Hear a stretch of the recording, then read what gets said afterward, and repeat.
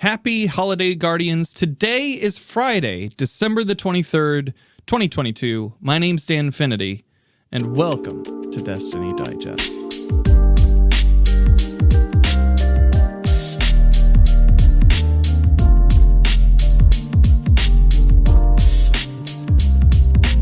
Bit of a slow news week this week. We got the new Operation Seraph Shield. We got the nodes that are coming up. I've got a lot of winter weather coming my way. So I wanted to make sure that an episode went out before we got hit, and hopefully my internet stays up throughout the entire thing. But in case it doesn't, I have an interview here with BigDaddyTeej to tide you over until next week. Next week is when I'll be focusing probably more on my thoughts on Operation Seraph Shield, just so I get a few more runs in on it and to relax and celebrate the holidays with my loved ones, with Jenny and everybody. In the meantime, if you're around on December 28th, 2022, that is Wednesday, I will be doing a charity fundraiser for Second Helpings, which is a food rescue charity based out of my hometown of Indianapolis, Indiana. Last year, me and my community were able to raise $5,000 for the cause. This year, aiming for $10K. And later today, I will be putting out the charity incentive sheet to share around the internet. So keep an eagle eye out for that on my Twitter, my Instagram, everything else. So without any further ado, enjoy this episode with BigDaddyTeej.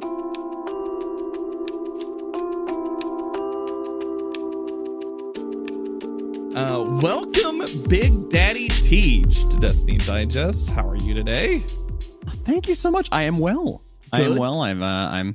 I would say I'm well rested, but I'm not. I stayed up too late, falling at the gates of the lighthouse last night, and so I'm awake. I'm here. I have a coffee made up of two separate K-pods because of a reservoir mishap that will be outlined on the coffee. So subscribe, get Dan bonus content. So I'm here. I'm functional. I'm ready. So what K-pods do you combine? Well, so this was one where I because the reservoir was out, I did one, and then I didn't get very much coffee, and I have a weird like OCD thing about like reusing the same pod. Okay. So I stripped the pod and put in another one of the same, and did another coffee like in the same mug of two, like so it's like a 2-pod coffee. No, which, I get that. You know, Keurig, I love Keurig. I think it's the most convenient kitchen appliance in my house. But you know, the coffee's, you know, it's a little watered down. It's a little softer flavor if you do the bigger sizes. So sometimes if you want strong coffee like I do, you got a double pod with a smaller amount of water per. Yeah. We used to do something at the band house called Super Coffee. And it was you would use the old grounds, but you would add new grounds to it. We were heathens. We were degenerates. Don't tell anyone who's like a coffee, like I don't care, but like don't tell anybody that story who's like a really intense coffee Shout out to my sponsors, King Coast. What's up? Oh no! Bro, man, I'm sorry. I tried to stop him. Look, I really did. Youth. It was before they even existed. It's fine. It's fine. This is not only is Dan using K-pods, which is completely besides the point. I'm allowed. I'm not sponsored. Okay, I can do what I want. You, sir, are in void of contract. Oh, I'm a devil. Anyways, well, welcome in. Why don't you tell people where they can find you on the internet, just in case they don't make it to the end of our conversation? They probably won't at this rate. They will. I thought this was a Destiny show. They're talking about coffee. You know what? And the holidays are upon us. Everybody's it feels like everybody's in kind of a lighter mood. Like I feel like this is fine. This is fine. Yeah. This is fine. Well, I'm BigDaddyTeej. You can find me everywhere good social media sites are sold. Usually it's BigDaddyTeej. Unfortunately, there's like a completely absentee user on Twitter who has scored that name before me. And I'm really, really bummed about not being able to have it. But if you look me up, BDTeej or BigDaddyTeej on everything, I'm sure that you'll find me. In fact, I am a more relevant search on Twitter for BigDaddyTeej than the absentee user who actually has the handle. So what does that tell you? there's now a 19-year-old girl who has Danfinity on Twitter. Yeah. They were 13 when I started. Right. Right.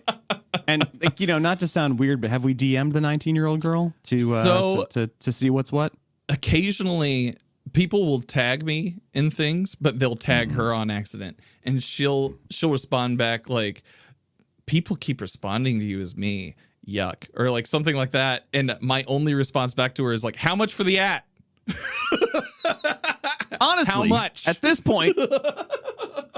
But you know what's funny is like I've been hesitant to take the necessary steps to talk to my Twitter doppelganger because one, I'd have to follow them. They don't have open DMs, which I don't want to do because their content is dicey at best. Okay. You're afraid of borderline inappropriate. Yeah, which also is not a great look for me. Especially when I did a charity drive for an organization I won't name, and they tagged that person instead of me in their special. This person is streaming for us right now. Tweet. Fantastic. Yeah, pretty great. And so that's one thing, and the other reason is because the second you tell someone that they have something of value that you want, even if it means nothing, price goes to up them, immediately. It's all of a sudden this. Oh, I've had this handle forever, and blah blah. You don't care. Like, put an underscore on the end, you lunatic. You have 2 followers and you tweet once every 9 months. Like, just stop. But like, now it means something. What do you want? What are you willing to give me for my very special thing I've had forever? It's like, gosh. That's why I just got it on Hive. And now whenever she reaches out to me after she blows up and becomes some sort of pop star or something, then I'm going to have the upper hand. I'm going to be like, old Muskie out here running the other platform into the ground. I got something of worth to you. Why don't we trade? Okay, here's a fun idea. Let's not talk about the horrible state of Twitter because that's a sad and depressing topic. But let's talk about the awesome state of Hive and its potential, because I really hope it becomes a thing. It's a very good social media platform. It is a social media platform in its youth, and it is very it's endearing. It is very endearing. It is very earnest. And we'll see how that goes in 10 years. But anyways. I think as much as it was necessary for them, their 2-week hiatus to bump security was probably the worst thing that could have ever happened to them ever. Or the best thing, because it shows that they are actually talking. Like, they're all true. Yeah. No, for them it's great, but what I mean is like I watched the reviews on the App Store went from a 4.8 to a 3.2 because people couldn't use the site. I'm wondering if in that week where everyone talked, Hive was the conversation, right? They got shadow banned on Twitter. They were the center of attention, and then they had to go offline. I wonder if their post cadence now that they're back is just like I wonder what the impact was of that to their like at their hypest of hype. They had to be like, sorry, we have to go. Much like a later half of a season in Destiny 2. Oh no, bringing it full circle. I'm kidding. Right back to what the whole reason we're here for. I'm known for my segues. Anyways, so Teej, you got started out on Mixer, right? Sorta. Okay. So like, you want to know the truth of it? Yeah. You want to know the dark and shady truth of it? Let's get into your whole thing, man. So I quit a really toxic job back in 2017, very early 2017. I hadn't worked there long. They asked me to compromise my integrity in ways I was not willing to do. And I decided, you know what, I can't wait for this to either iron itself out or me to find another opportunity. So I have to get out of here. And luckily, my wife and I were at a point in our life where we could manage that and afford to do that, where I didn't have to immediately transition. And so when I was done with that job, my wife said to me, maybe you should just, in the meantime, take a few weeks and just kind of reset mentally, maybe do a little stream, try it out. I never streamed before. I watched streamers, but I'd never tried it before. So early 2017, I did my first stream on Twitch. And it was haggard and awful. And there are clips somewhere on my channel that still show how, terrible it is your first day you ever try to do those. Yeah. And I think at that time when I was on Twitch, I'd streamed on Twitch for almost a year. And I at that time I was really trying to figure out who I was going to be as a streamer, because I didn't really know much about it. And I really Mixer was the best thing that ever happened to me because it gave me a reset after I made some really just not great choices about who I wanted to be as a streamer. And you look at, do you want a persona? Do you want to be totally authentic? Do you want to be an edgelord? Do you want, you make all these choices about how you want to present yourself. And I, quite frankly, wasn't happy with many of mine. And so, so technically, yes, I say that my stream birth was Mixer, but it was sort of a rebirth because from the ashes, from the ashes of past mistakes. I think we all have those. I started out on PlayStation. So like I streamed from my PlayStation onto Twitch. Whoa! And so the production quality was insane. Dude, you're so cool.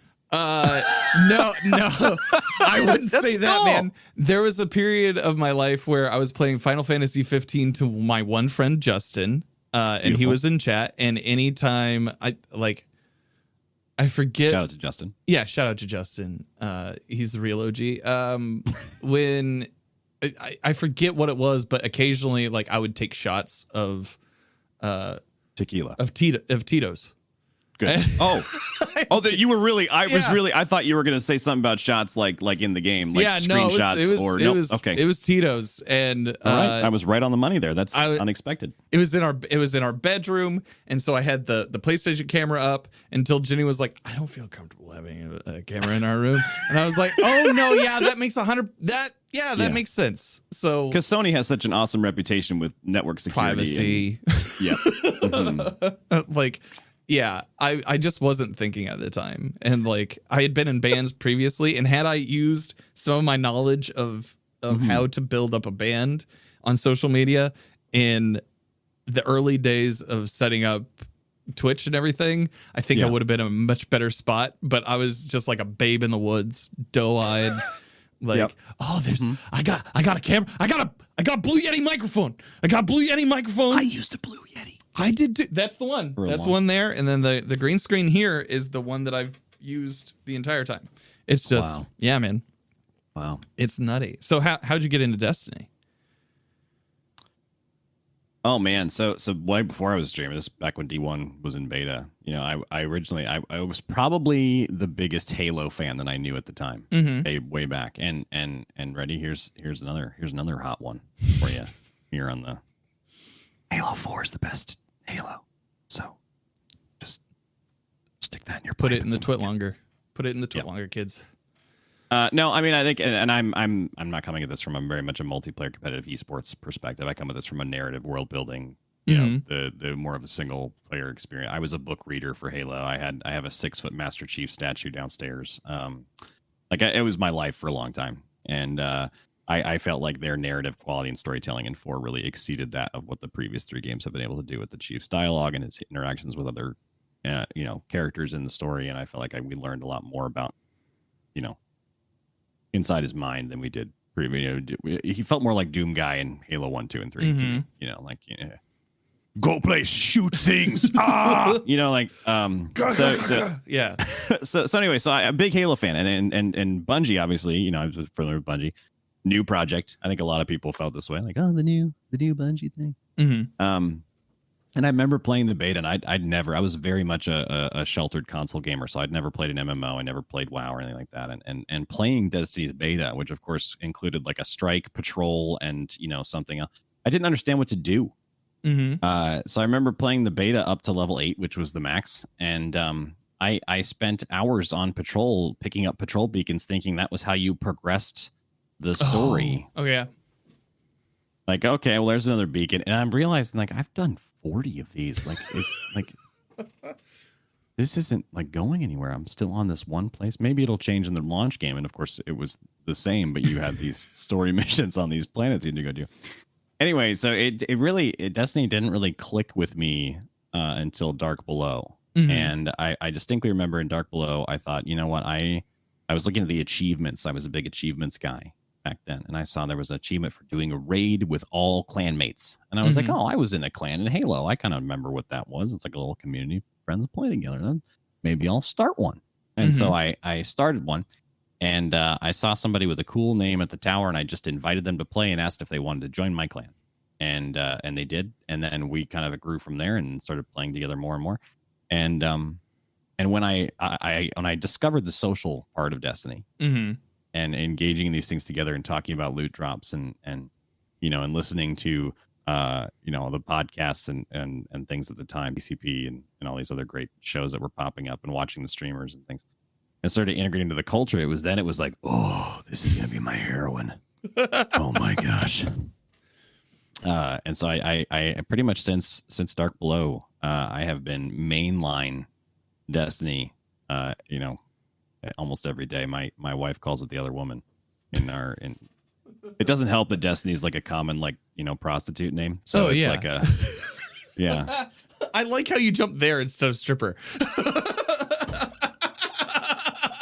I don't know if it's as big a deal if I spend time with a stripper. That's more of a transactional. Yeah, that's very true. Well, I mean, both. I guess they're both transactional experiences. Yeah, now that I think about it. Yeah. I don't really have a lot of experience in either of those particular areas. But me neither. Moving on. Yeah. Safe. Say good answer. Good. Yeah. What if you were like, oh, I could tell you all about it here? This good so answer, they dip. Good answer. Yeah.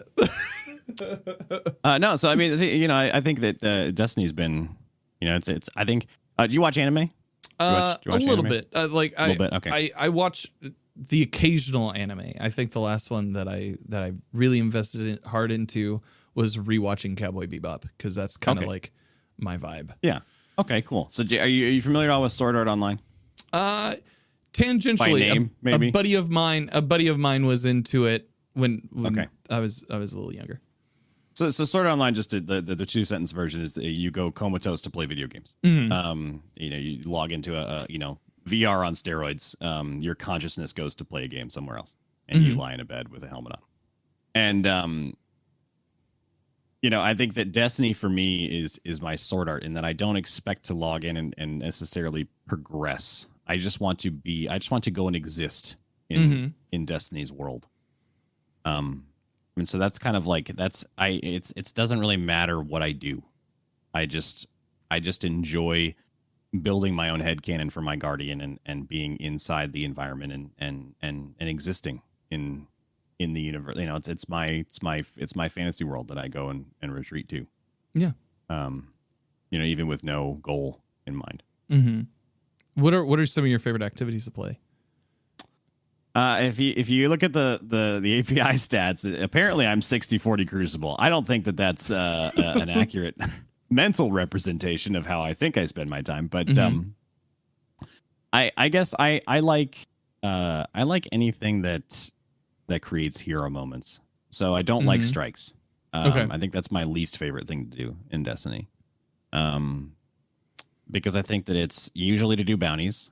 Yeah. Which means I'm usually competing with my match-made teammates for the kills that I need on certain weapons in the strike playlist. And you have to do it really fast, because somebody will speed run and finish the whole thing before you even get to the first checkpoint if you're not quick.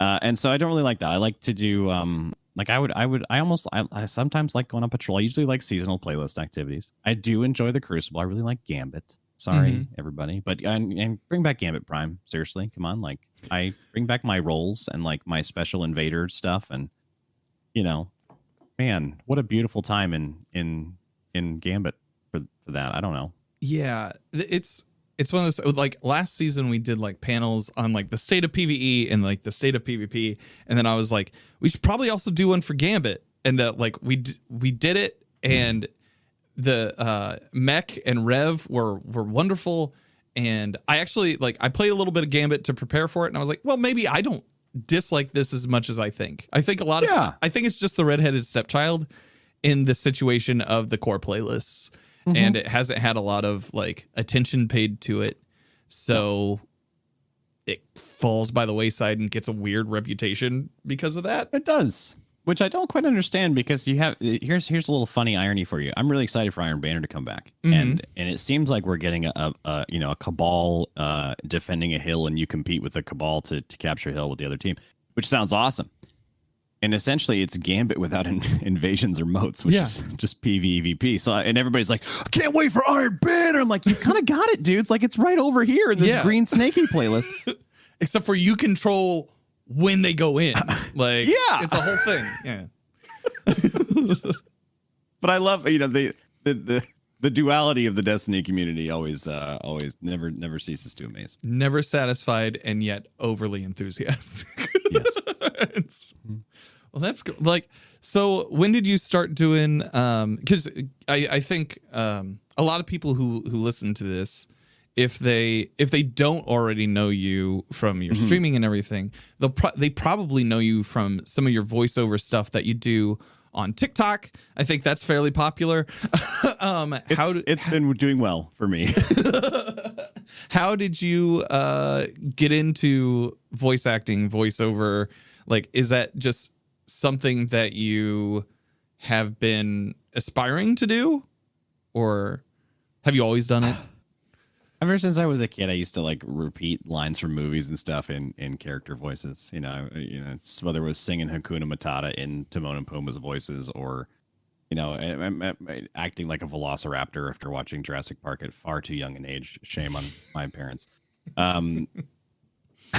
But no, so I would do these, do impressions sometimes, and I started to eventually do like a little bit of shaxing on stream when I would do cool things in the Crucible that I thought he should have commented on and he didn't.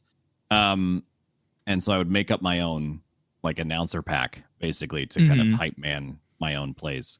Boy, this sounds like an insecurity complex more and more the more I talk about it. Dude, everybody fills a niche. Everybody's got a thing.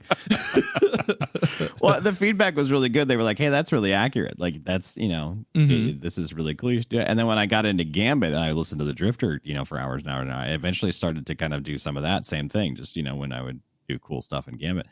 And finally, like in late 2020, I guess maybe it was early 2021, I can't remember, but it was like after years and years of doing this, like finally I was like, maybe this is like a thing I could just put on the internet and like, maybe it'll make people laugh or something. Yeah. I don't know. And so I recorded my first one, and I remember being so nervous, and I was too nervous to write my own material. If you anybody who goes back, and my first 2 TikToks ever are just quotes from Destiny, like just things the NPCs say, because I wanted it to feel very familiar, and I was playing it very, very, very safe. And eventually, after the feedback was, again, fortunately for me, very good, I started to kind of custom write my own, things in that would play off of some of the stereotypes that we all give some of the characters, like how Eris and Drifter banging on the side, and that Zavala is really this grandma in a giant blue man's body. Like just these little things that make them, who they are, that we all kind of accept as headcanon, but they don't explicitly state it in the game. That Crow is this, well, there's so many things to psychologically diagnose with Crow. I don't know if I could do it in a sentence, but we all know what I'm talking about. Yeah. He's our favorite broken boy. I think that's Crow in a nutshell. Unfortunately, I just want healing for him in the game, honestly. Yeah, but continue. So I just started doing them. I just started getting, and then eventually, I think because of those, eventually I was asked to do the Warlords project with Reed and Drexus and with Anubis. That was probably one of the most fun, most formal voice acting things I've done before. I thought it was really like it's, even if it's a fan project, like it was kind of humbling to be asked amongst all of the Destiny creators to bring life to the voice of Fellwinter, somebody that we've never heard from in the game before, and it was a fun and very intimidating responsibility, but it really opened the door to kind of be like, hey, I really enjoy this. Yeah. I think this is really, really fun. So, I don't know. It's never really been something that I've been like, oh, I really want to do that forever. Like it was more just like, this is cool. I'm enjoying myself. Yeah. I'll keep doing it. Heck yeah. Like, do you have any aspirations now to like work on other projects? Yes. Within that same realm? Yeah. I think I do. I you got a taste for it, right? And become a little bit ravenous with the. I want to do this all the time. Dear God. Yeah. But I think as I have transitioned out of corporate marketing, which I did for 10 years, and into being full-time content creation, The voice acting stuff has really become a hobby that I'm not ready to throw a bunch of like, I'm going to make a demo and put it on a website and get, like it's more like I'm doing this for fun now that I'm streaming for, my job. Yeah. As they say. But, so, I think if it doesn't mean that won't change, but I'm not, I would love more like professional level opportunities, but I think I'm not pursuing it accurately or, adamantly. Well, you're very talented at it, and I hope for the best for you, regardless of what you do with it. Thanks, man. Yeah, man, absolutely. So, Season of the Seraph. Yeah. How are you digging it so far? I'm a big sucker for anything Anna Bray, Rasputin, Warmind. Mm-hmm. I loved season 3. And Mars and all this stuff. So and she quickly became, after she was introduced, like one of my absolute favorite NPCs ever. I don't know if you've read the comic book that launched alongside the Warmind expansion way back when. I read that because it came out for like in free pieces. Like, yes, yeah, I read that at the time. It's spotty. How I remember same. it now. But I'm a huge fan of Erika Ishii. I think she's a fantastic actress. Yeah, she's doing awesome. I love her. Yeah. And so to have that kind of theme brought back and to be kind of in that space, the aesthetic, especially of the weapons and armor this season, has been to me very top notch. So I'm the activity is more difficult than it has been previously, which is something that I've been asking for. Yeah. So I like that it's a little harder. I'd like to, when I look for a recommended light, it just says this activity will always be 5 levels higher than you. Yeah. Which I'm like, oh, that's awesome. Like, yeah, I can't overpower this in 2 weeks. So I'm liking the loop. I admit that I haven't spent nearly as much time in the seasonal activity loop as I maybe would have normally or did in Plunder or other seasons. And that's been mainly because of Spire of the Watcher. And I've been, just in there every day since it came out, multiple times, multiple characters, farming rolls and armor and all these different things. So, but I am happier with this season than I am with Plunder, I think, overall, though I did enjoy Plunder quite a bit. But this feels more narratively connected and more relevant to our overarching Destiny timeline than Plunder did. Well, what was it? I saw it on Twitter that every series has their filler episodes, and filler episodes. Yeah, Season of Plunder definitely feels like that. Do you watch Clone Wars, like Star Wars, the Clone Wars show? So no, I dropped off heavily in I think my fandom right now is primarily Destiny, and then learning production stuff. Okay.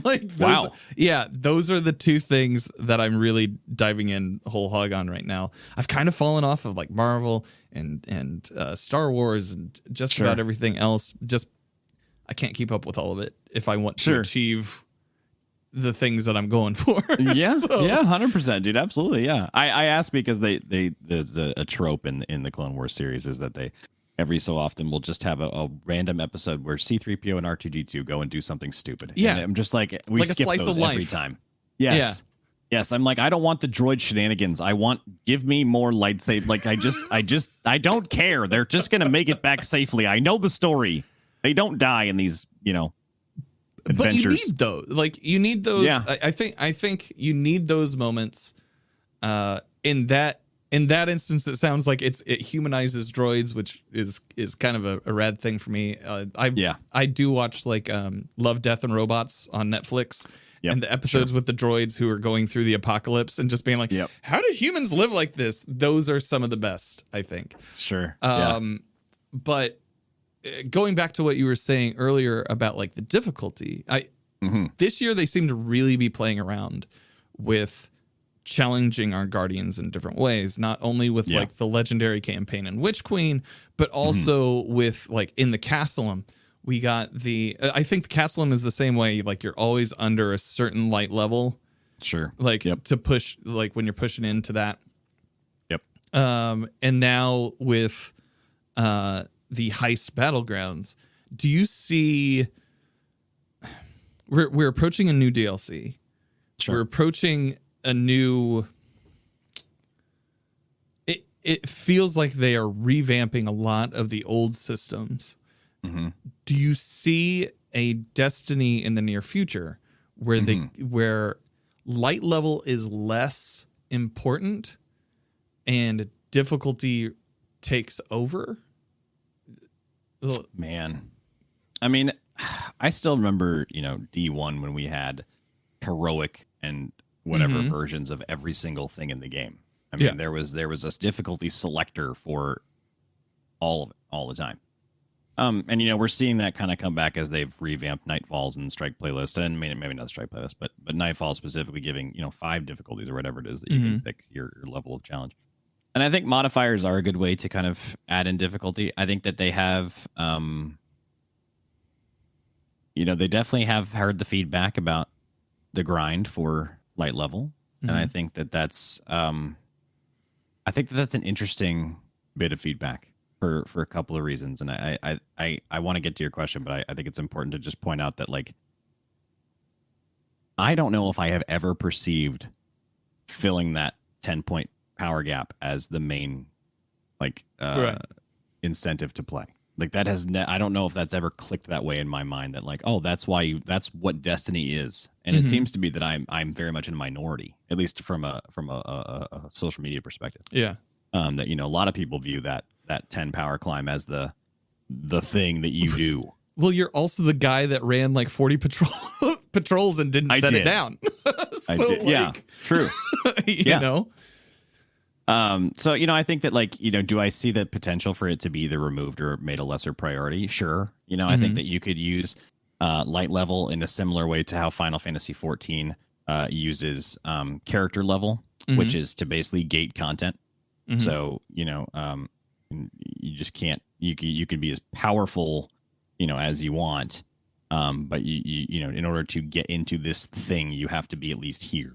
And I think that's sort of what's happening with Grandmasters. I think it's a little bit less, it's a little artificial when it's seasonally rotated, like you don't unlock it permanently. Like it's a thing you have to keep re-upping, which is a little bit different than what I would say the Final Fantasy 14 model is. But, no, I think that I think there could be a version of Destiny that says, we're just going to scale difficulty per player, according to their personal power to allow everyone to play together all the time. I think you get into a little bit of a weird situation with the way that loot functions with that, because like the reward of adept loot in Grandmasters is you've accomplished this level of power level. You've overcome this great feat. And even if it was scaled, it might feel a little bit bad to those players if a new light could kind of tag along, even if it was a Grandmaster level difficulty thing, and still achieve this loot that had to be earned through other means by other players. I don't know. It's like, I think there's an economy balance they have to think about there, but I think it feels less and less crucial, less and less important, less and less of a focus every season, it seems. Yeah. Something that seems kind of like a tide change is the addition of Guardian ranks into what our systems are going to be like when it comes to Lightfall. I'm almost expecting that to be the gatekeeper. Like, if you're not a certain Guardian rank, if you haven't achieved certain things within that Guardian rank, then that's where the bar is set. So we're taking like almost like an account wide like rank system based on activity. Like activity. That's what it like. I like that. When I saw that, like that's what I thought about. Account rep. Almost, yeah. So like, and you can like, after a bit, it seems like there's I think they said 11 Guardian ranks to mark the new to the veteran player. And I'm sorry, you're talking about the system they talked about for Lightfall. Yeah. Okay, then yes. I thought this was your idea. I'm like, you're a really smart guy. This sounds really awesome. Tell me more. I'm not nearly that smart. Tell me more. Okay, sure. Forget I said any of that thing. I'm deleting this part of the episode now. But no, like they talk about Guardian ranks as being like a 0 to a like 11 thing, and then commendations kind of figure into that once you get into a so excited further in, and that says to me that we might be shifting from loot chase as what is the factor to experience chase. So I don't know. like that. I could be very wrong in that. I probably am very wrong in that. But the other day I was searching for we were having a little bit, and you'll notice as a content creator there are quiet days when it's not bumping. Yeah. And that's okay. But I had a healthy amount of people watching, and I really wanted to create some great content. But I was trying to encourage people to play, and it was not a time when I had an abundance of people who wanted to play, and that happens all the time. But so what we did instead was we went into guided games raids. Yeah, and just to see, right, just to jump around, and we went in, and I had 2 slots, and I filled them almost instantly for Last Wish, which I did not expect. One person, unfortunately, had been sitting in a queue for 90 minutes. Yes.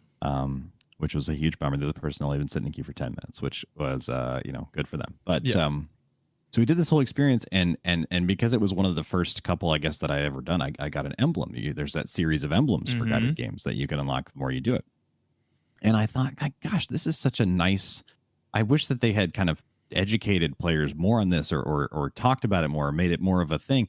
And I remember in the Lightfall reveal, they talked about commendations and how there's going to be kind of player glows based on the feedback and reviews you get for helping. And you'll be able to distinguish yourself as a guide or not a guide, but as somebody who's been commended a lot or whatever.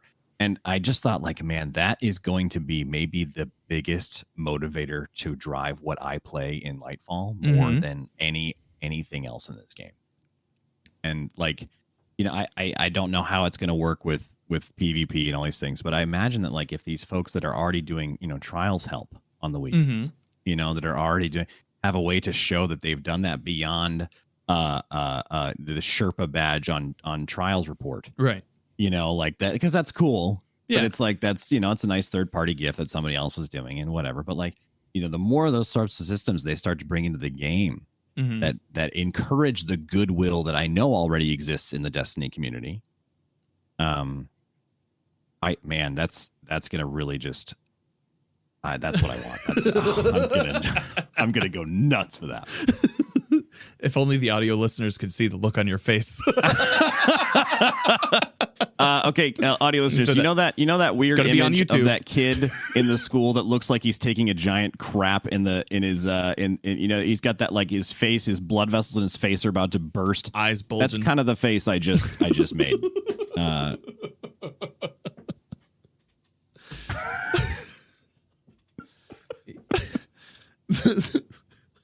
So getting back, you should edit in a picture of that kid for the video one. Oh, yeah, the reference image that everybody knows what it's. That'll be on the YouTube for sure. Don't you worry. Don't you worry, sir. That is something that I will do.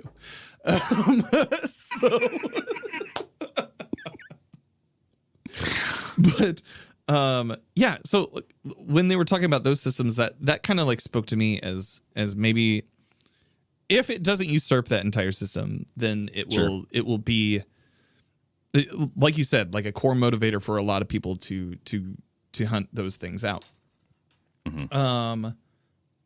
You had mentioned trials, and you said it before we started recording. You're like, I have some thoughts on trials because you played this weekend. So how? Before we go there, what are your thoughts on the sandbox this season? I love the sandbox. Okay. I love the sandbox. I think the sandbox is great. I think I'm seeing less Lorentz, which is nice. We're talking PvP specifically, I'm assuming, for a sandbox. Yeah. I'm seeing a wide range, a wide diversity of kids, maybe aside from trials this weekend, but we'll talk about that in a minute. I think when you get into the 6s queue, especially, and even in the comp queue, we're seeing it's probably one of the most interesting weapon sandboxes we've ever had.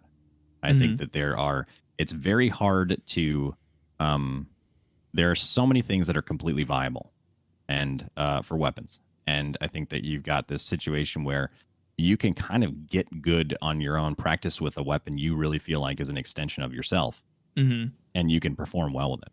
And I think that that's nice. There are obviously archetypes that are underperformers, and that's on purpose. Balance is not fun as it would be. I think that's not a game dev secret. The reason why things are OP at any particular state in any game is that balance is not fun. But I think that I'm a big fan of Weapon Sandbox right now. Yeah. Ability Sandbox is a different story. Yeah. That's what I've been seeing on Twitter a lot lately. Is that like people really feel that weapons have kind of found their place, and I like what you said there, where it's like I can where you feel like the it becomes an extension of you as a player, so it adds into player identity based on what you're running there. Yep. The ability sandbox seems to be the thing that people are griping the most about.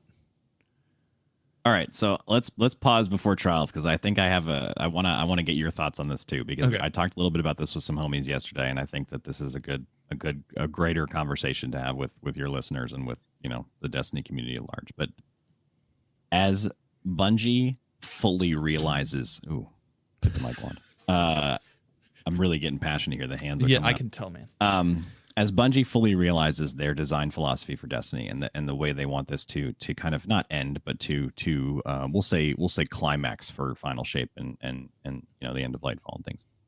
They are going towards this very RPG MMO build crafting thing. It's been happening ever since Forsaken, really, where we see further and further more and more things being added or changed to support intricate, knowledge-based scientific builds that encourage a specific type of play, specialization in a specific thing, to lend to your fire team or your experience playing Destiny. And when you do that well and efficiently, you become quite strong, quite powerful. And I think that's on purpose, and it's not a mistake. It's not an oversight. It's just that's what they want Destiny to be, especially in PvE.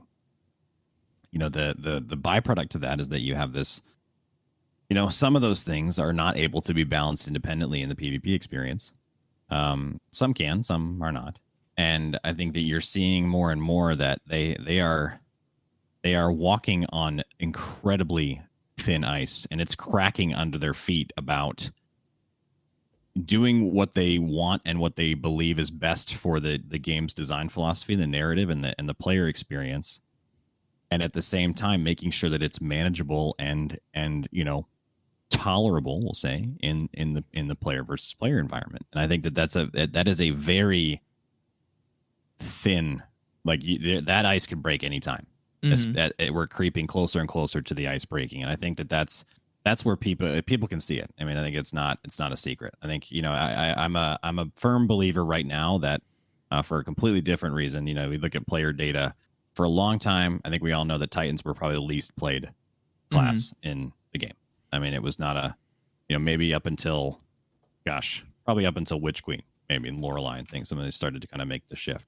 But we're looking now that Titans have been, they are the best kits in PvE and PvP. Yeah. Void and Arc Titans and Solar Titan all three Titan classes are the absolute top echelon of kits across all modes in Destiny. There is nothing better than the Titan kit. And I think that that's obviously, an intentional design decision to maybe skew some of that player data about, whether their classes, they're investing a lot of time and energy and development costs into all three classes. And if it's, a 60-20-20 split because of capes, that's, not a great metric, right? Like it doesn't really reward all that development time and effort. So you see this skew. And so as a result of that, with all and combining that with the ability to do high level build crafting, we have this maybe slightly unhealthy ability sandbox for PvP, where we're seeing this rise to prominence of the Titans are having their moment in the sun, and we're seeing how that's impacting the PvP experience. And you see some of the top guys. One of the guys I have a lot of respect for, Frostbolt. I think it's no secret that he's one of the best. And he talks about in his content about how if you are not actively running high ability Titans, you are hindering your own experience in PvP. You are putting yourself at an active disadvantage. And I think there's not that's just there's an objective reality to that. And so we look at the weapons feeling great doesn't matter so much if without abilities you are at a disadvantage already. So there's an interesting balance there that's happening. So Yeah, like I'm looking while you were speaking, I was looking at Trials Report had this tweet that they put out and said, "Here's the weekly meta so far for Trials players with a win rate of 90% and at least 25 matches played. Friendship ended with Void Hunters. Now Arc Titan is my best friend." Is the direct quote from the tweet. That where it looks like I haven't seen that tweet, but that doesn't surprise me. Yeah, I'll share it here in the call so you can see. You can see what I see. But yeah, Great. It looks like Arc Titan takes up 40% of use, 42.07% of usage, with Stompies, Dune Marchers, Titan Ramparts, Kepper's Sting. Yep. I think we see a pattern here. It very much vindicates a lot of what you just spoke about. Where do you feel like, because if Titan kits remain strong, right? It seems like there always has to be some sort of push, like some ebb and flow of ability. You know, like Pokemon, like, you know, it's a great example. You know, yes, you have to be able to use water Pokemon or rock Pokemon, or else it doesn't work. Right. So where do you feel? What do you feel could come up? The dangerous thing here is that power creep is a thing that exists in video games. Yep. What do you feel can come up? In the other classes, what do you feel should come down in Titan classes? Sure. Well, I mean, I think you're starting to see a little bit of it in they're trying to compensate for the Titan kit with the weapon sandbox. Mm-hmm. And I don't know if that's the best solution. I'm not a game developer, so I don't know. I don't have the solution. But what I'm seeing as a player in the game is we're getting an excessive amount of Hake weapons. Mm-hmm. If we look at the last couple of seasons, you know, the Gambit has had its seasonal weapon has been Hake like 3 times in a row. And the seasonal pulse this season is a Hake pulse. And we're seeing these things that like Bungie is saying, shoot the barricades. Like they're telling us to do that. And they're giving us there. And then we're seeing this rise in the under over perk on a wider and wider and wider variety of weapons. So now it's like those overshields. Shoot them. We're giving you weapons that can shoot them. And I think that, like, you know, as we get to that point that I made earlier about how people are finding the weapon that feels like an extension of themselves and they're practicing when they're getting good with it. A lot of the time I feel like that doesn't necessarily start with an intrinsic singular perk or a trait. I think that it comes from feel, you know, weapon feel. This feels really good to me to use. I love Frontier's Cry. I know that 180 hand cannons are not a super awesome choice right now. But I'm pretty damn good with one, and I perform pretty well, and I outshoot a lot of the 140 classics that you see. And I think that's because I've worked hard to make that weapon feel like an extension of me and my play style and things like that. But to then kind of be told, but if you use pure poetry with under over, you can get rid of those void barricades and overshields a lot quicker. It doesn't make me want to go and like learn pure poetry. It makes me, you know, like kind of just like, well, I guess I'll just keep playing harder with my Frontier's Cry to overcome these challenges because that's what I'm comfortable with. Yeah. So, you know, right. I think they are starting to introduce that water to your fire type in the weapon sandbox, but it's tricky because that's not necessarily that doesn't feel awesome. And so, you know, things that probably to me, you know, coming up and down across the classes, you know, I think, you know, aside from the arc melee, Warlock is completely underserved in PvP at the moment, in my opinion. And by the way, my qualification for this, guys, I am not a 2.5 KD trials carries every weekend kind of guy. I was about to ask you for your PhD. Yeah, so my PhD is that I've gilded Flawless every season it's been available. I've gilded Unbroken every season it's been available. I play a crap ton of PvP. And I am an above average player who has spent enough time in the playlist to have an opinion. 60% of your playtime is Crucible. So yes. I play in there. Yeah. Is it my favorite thing in Destiny? Probably not. Do I enjoy it? Yes, certainly. Otherwise I wouldn't be in there playing. Yeah.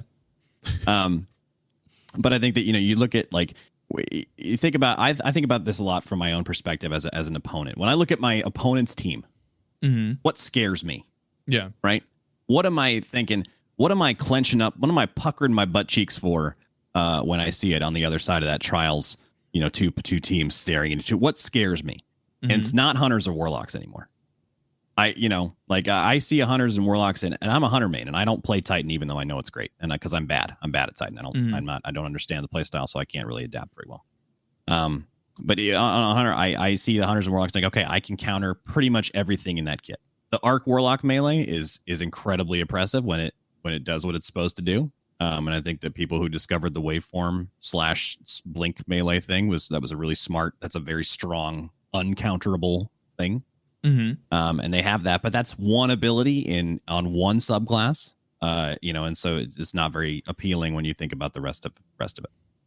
Hunters have had a number of changes over the course of their existence in the sandbox, and that's because of their absolute majority dominance for years. And I don't like, it's not my bias as a hunter main. It's just, that's the way it is. Bungie themselves every year the Guardian games comes around, the hunters have to have like a negative handicap so that they don't win on quantity alone.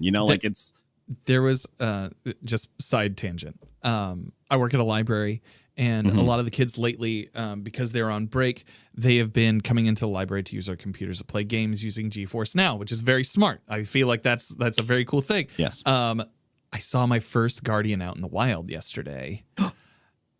Dude was rocking a hunter. He basically just started Destiny, and he's running the playlist. And I was like, "Of course you're a hunter." Of course, of course, because it's like of the three.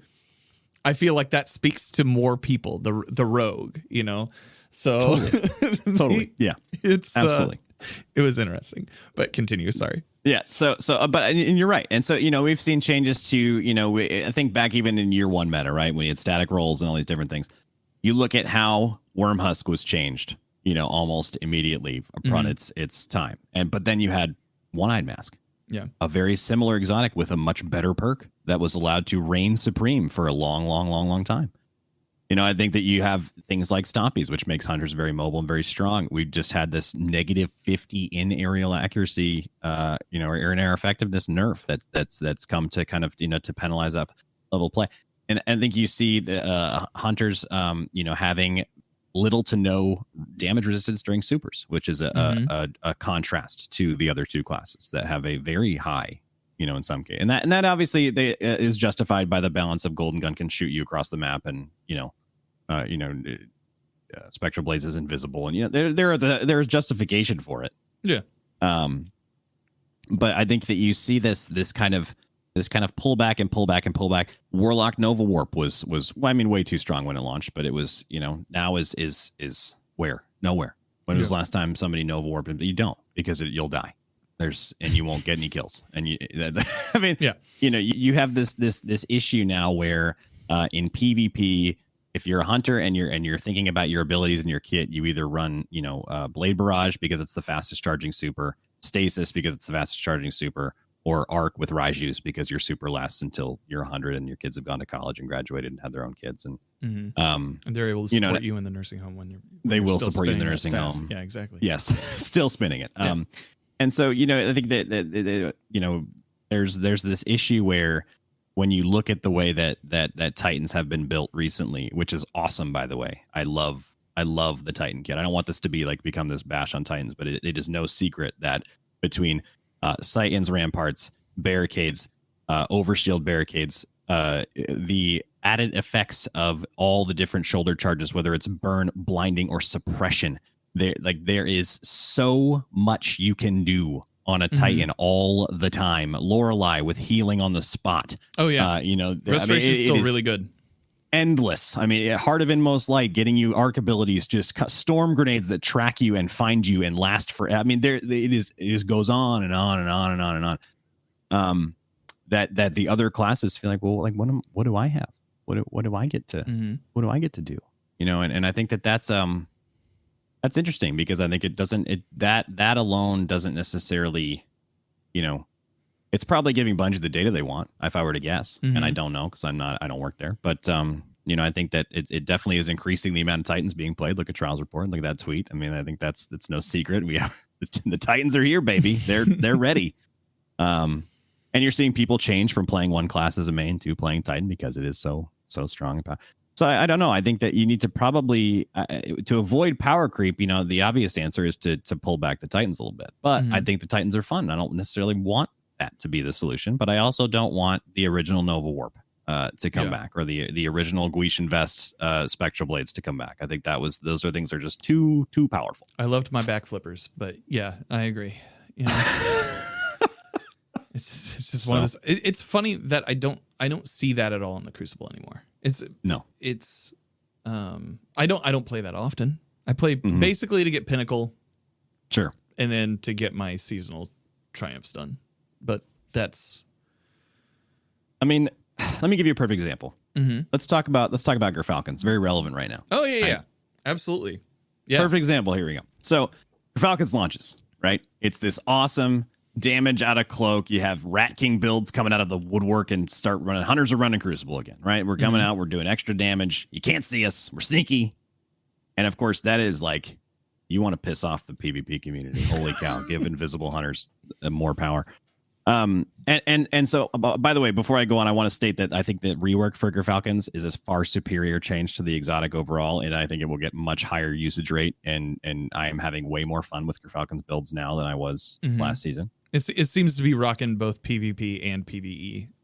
It's pretty great. It's a little less than PvP, a little less relevant because the volatile only lasts 3 seconds. So if you don't, I mean, you come out and you don't hit somebody with a void weapon in 3, I mean, it's gone. And it's the same in Gambit, by the way, which I think sucks. I get it because it's PvP technically. Yeah. But when I'm trying to mow down ads with like hot Gerfalcons build in Gambit, which is what it's 90-10, right? You shoot a Guardian 10% of the time you shoot ads.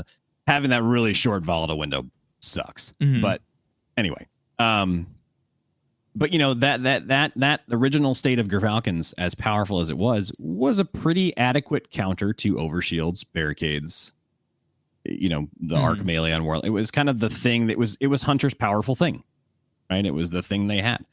And I think because, even with the changes, I'm be willing to bet there's still a majority Hunters in PvP, just by the nature of the class. That it gets more attention, gets more focus. And after less than a season, well, it was disabled for the first half of the season, and then it was reworked by the end of the season. And we look at something like One-Eyed Mask that has lived in perpetuity in its current state, which is not overpowered anymore. But when in its original meta, it was, a non-choice. It was the exotic you run on a Titan, and it was allowed to live despite the feedback for so long.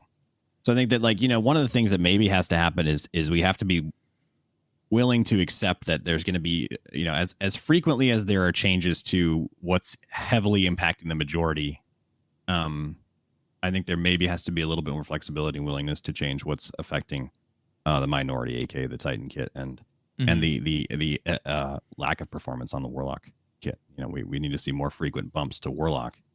As frequent bumps to Warlock as we see scales back on Hunter. Like there's and Titans, kind of put up a little bit above and then being allowed to exist there for so long. I don't know. That one I can't really explain, but I think that there's definitely, for as frequent adjustments that happen to Hunters, it seems that there needs to be more of that across the other two classes. Gotcha.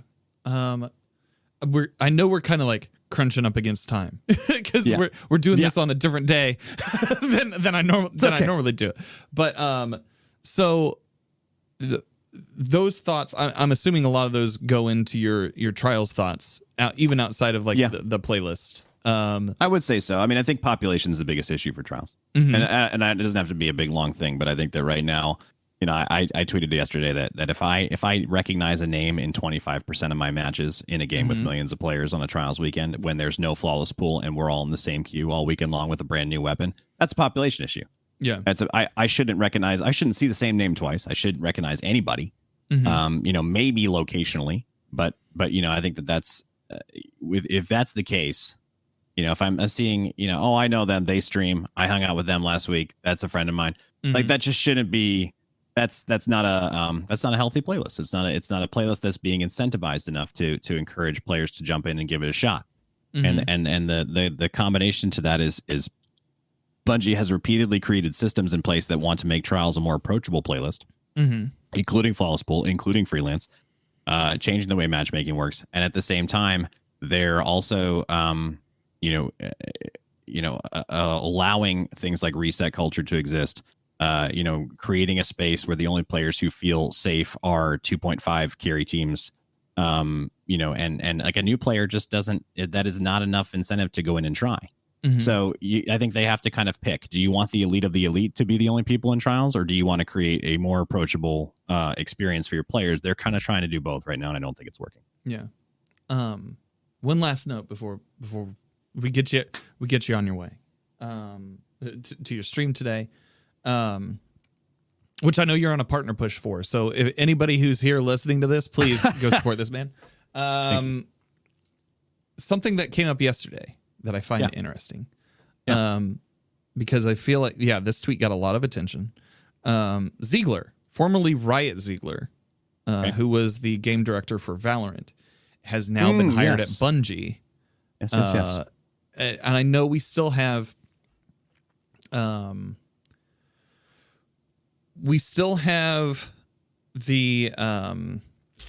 Bungie's putting out a new game next year, is it? Or something like that. In the next couple of years. That is like a third person extraction kind of shooter thing.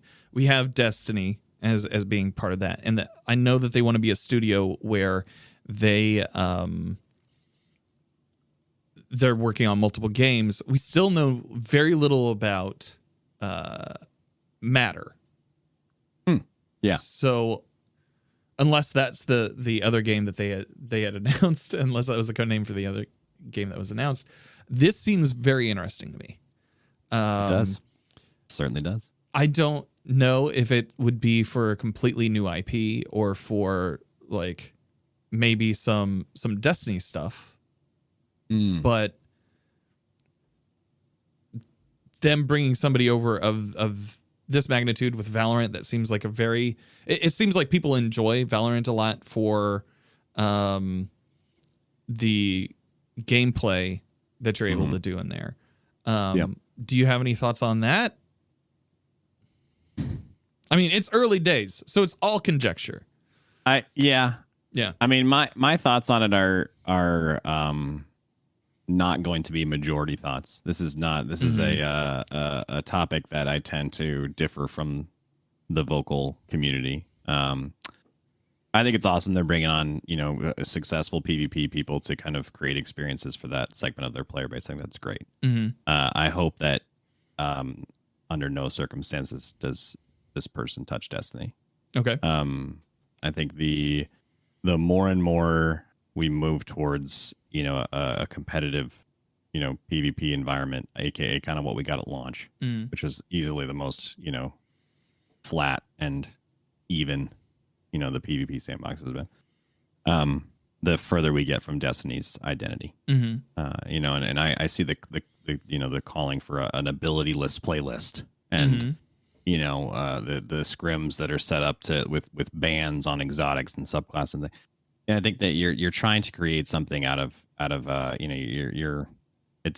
not what Destiny is. I think there's this cry for Destiny is the best feeling first person shooter on the market. There's no secret to that. I think that nobody will deny that, whether they play or not.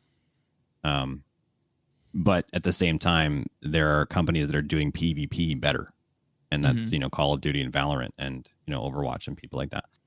And they want Destiny's awesome feeling gameplay with that PvP experience, and I think that those two things are just not a combination we can have. And at least not in Destiny. Not in Destiny, right? Not in Destiny, sure. And if they want to make a Valorant like or Tarkov like style game that exists independently of that's meant to create that kind of competitive experience and use Bungie's systems, perfect, absolutely. Like go, I'm all for that. But I think that to me, and my personal hot take on this is that I like that Destiny is still space magic and fantasy. Yeah. And I would hate for it to lose some of that identity because it's trying to create trying to please everybody. I think it's impossible to please everybody, and you got to kind of make some decisions. Yeah. Well, dude, Teej, It was wonderful having you, man. Thanks so much. Oh, I had so much fun. I'm excited for the folks at home to hear this one. Why don't you tell people where they can find you on the internet? Sure. Yeah. So on Twitter and Instagram, I'm BDTeej. That's TEEJ. On Twitch and TikTok and YouTube and Hive, I am BigDaddyTeej. I talk about mostly Destiny. Sometimes you get me clamoring about how much I love Elden Ring, or how much I love but can't recommend spending money on the new Pokemon. And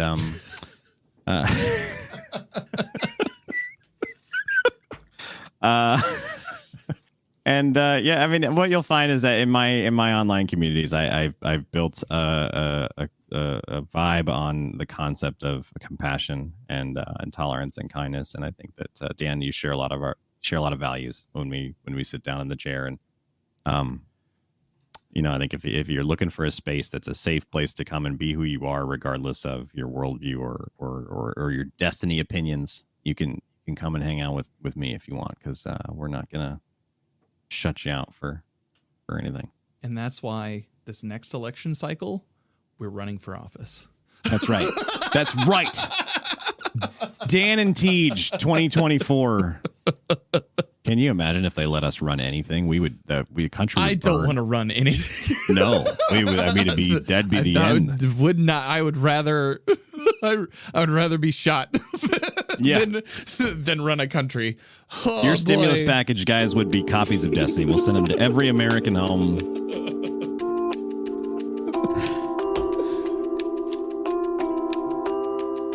That'll do it for this week, Guardians. My name's Danfinity. You can find me on the Twitter and the Instagram and the TikTok at Danfinity, where the guys, or else you can find me 3 days a week.